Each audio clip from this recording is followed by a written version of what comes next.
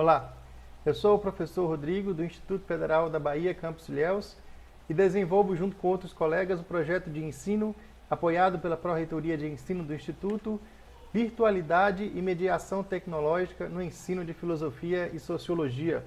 Um projeto que visa apresentar uma série de discussões, debates, questões envolvendo a filosofia e a sociologia nesse contexto de ensino remoto decorrente da pandemia. E hoje nós iremos discutir um pouco sobre o tema Maquiavel e as virtudes do príncipe, virtude e fortuna nos negócios públicos. O que Maquiavel pensava, o que ele defendia ou entendia ser necessário para que um príncipe consiga conquistar e manter o seu poder. Maquiavel foi um filósofo, político, diplomata italiano da cidade de Florença, muito crítico de uma família poderosa da Itália, que é a família dos Médici.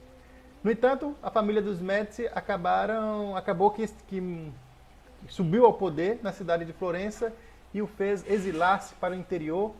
Ele foi expulso da cidade de Florença, foi exilado, e no exílio escreveu um livro chamado O Príncipe, cujo objetivo era ensinar ao príncipe como manter o poder, como conquistar e manter o poder. Ele dedica esse livro aos Médici, na esperança de conseguir, de recuperar o seu favor, mas não consegue. Em todo caso, o que Maquiavel defende nesse livro é a ideia de que precisa ser separado ética e política. É preciso ser dissociada ética e política. Na filosofia antiga, ética e política eram coisas muito próximas, eram áreas muito implicadas uma na outra. O que Maquiavel mostra é que ética e política devem ser separados. Questões éticas não devem ser interferidas nos negócios públicos e vice-versa.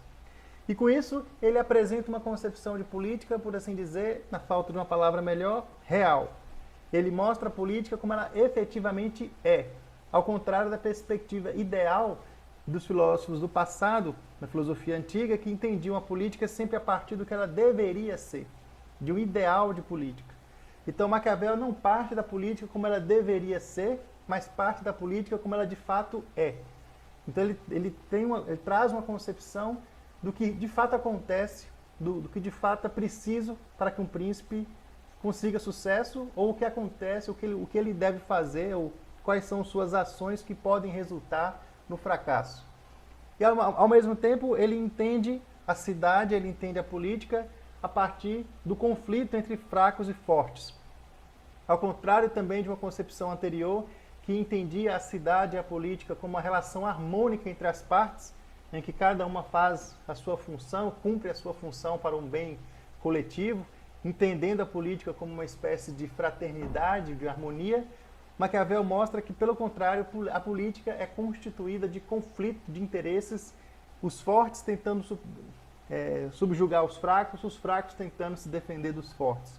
Portanto, ele parte no livro desses princípios, dizer da política como ela de fato é, o que implica separar questões éticas dos negócios políticos e mostrar a cidade e a política como um espaço de conflito.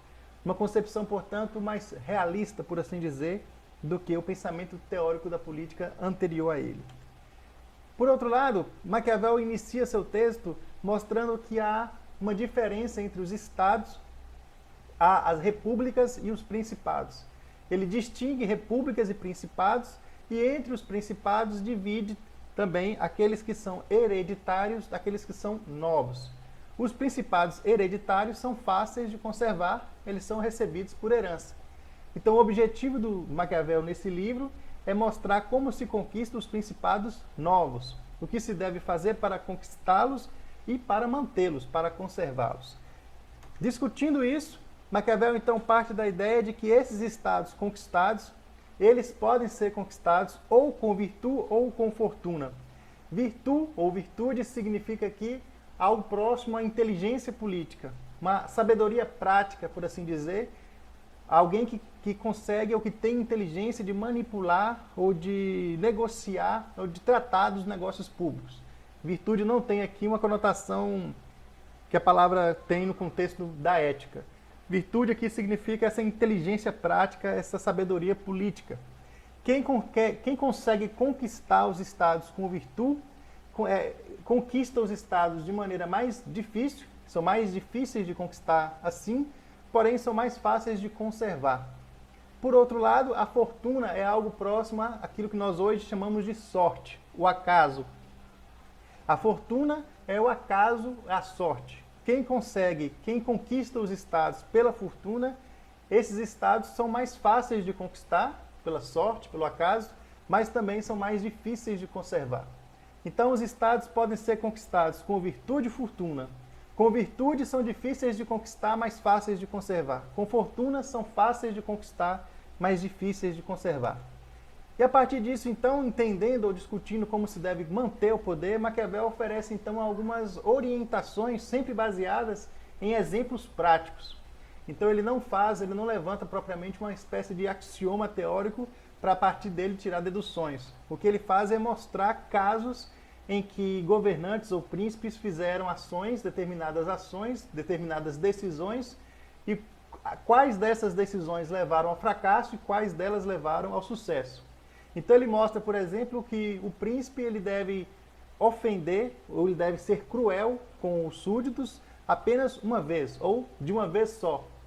E por outro lado, ele deve ser caridoso ou ele deve dar benefícios ao povo aos poucos, gradativamente. Isso porque se ele for cruel constantemente, se ele for cruel frequentemente, ele pode atrair para si o ódio. Por isso, se o príncipe precisa ser cruel, ele precisa ser cruel de uma vez só. Mas ele precisa dar benefícios aos poucos, porque os homens são facilmente conquistados pelos elogios. Por isso eles precisam ser seduzidos, precisam ser comprados, por assim dizer, com esses elogios. Por outro lado, isso também remete à ideia de que o príncipe deve ser, se possível, temido e amado. Mas se não for possível ser temido e amado, que ele seja temido, é melhor que ele seja temido do que amado, porque os homens não respeitam as pessoas que eles amam. A ideia mais ou menos é essa. Os homens não respeitam quem amam, por isso é melhor ser temido que amado. De todo modo, se não for possível ser amado, não é problema, desde que seja temido. Porém, não sendo amado, o que o príncipe não pode é ser odiado. Então ele não deve atrair para si o ódio, e sim o temor. Talvez, se possível, o amor, mas de todo modo nunca o ódio. E aí ele oferece também algumas outras, algo parecido com conselhos. Então o príncipe, por exemplo, deve aprender a usar sua bondade ou maldade quando necessário. Ele não tem necessariamente um compromisso ético, ele não deve ter, pelo menos. Isso que nós dizíamos antes sobre a dissociação entre ética e política. Então o príncipe deve ter a virtude, ou seja, a inteligência política de saber quando deve ser bondoso e quando deve ser mau. Então ele deve ser mau ou bom quando isso for interessante para ele, quando isso for conveniente. E por isso, quando for conveniente para ele, ele deve também ser cretino, por assim dizer. Não mantendo, por exemplo, sua palavra, não cumprindo seu acordo. Então o príncipe pode não manter sua palavra caso isso prejudique. Em outras palavras, ele pode agir de maneira não virtuosa. Ele pode agir de maneira, por assim dizer, canalha, caso isso o beneficie, caso isso seja interessante para ele. Isso significa, em outras palavras, que o príncipe não deve ter qualidades morais. Não significa também que o príncipe deve ser uma pessoa má o tempo todo. A questão não é essa. Não se trata de dizer que o príncipe deve ser uma pessoa má, canalha, mau caráter. O que o príncipe deve ser é capaz de cometer ações más, se isso for necessário e preciso. O que não significa que ele deve fazer isso o tempo todo. De todo modo, ele deve ser capaz de, se preciso for, praticar atos de crueldade, atos que atentem contra a moral, a ética. De todo modo, ele precisa mesmo assim aparentar ser uma pessoa íntegra, uma pessoa moral ou uma pessoa religiosa. Então o príncipe não precisa, por exemplo, ser religioso, mas ele precisa simular ser religioso. Tem que ir lá na missa, se fazer presente, se fazer visível. Ele tem que aparentar, ele tem que fazer uma performance de pessoa religiosa ou pessoa íntegra moralmente, mas, porque evidentemente ninguém vai confiar em alguém que é abertamente mau caráter. Ele deve simular uma moralidade, uma religiosidade, mas ser capaz, como eu disse antes, de, se preciso, não cumprir sua palavra e desrespeitar princípios éticos, se isso for interessante do ponto de vista político. Bom, existe uma série de discussões que podem ser feitas, que podem ser mencionadas, o tempo não é suficiente para isso.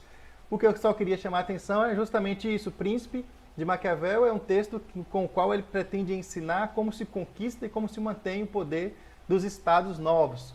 E ele dá uma série de dicas que, de maneira geral, mostram que o príncipe deve dissociar a ética e moral e ser capaz de praticar atos que desrespeitem a moralidade. A concepção de Maquiavel de política, portanto, é uma concepção que mostra ou que entende a política a partir do que efetivamente ela é, e não a partir de um ideal de política. Por isso, ele é considerado também como um dos fundadores ou um dos patriarcas, por assim dizer, da ciência política. Beleza, pessoal? A discussão, infelizmente, é superficial e grosseira em função de nosso tempo, mas é apenas uma apresentação geral de algumas ideias centrais do texto. Beleza? Até uma próxima!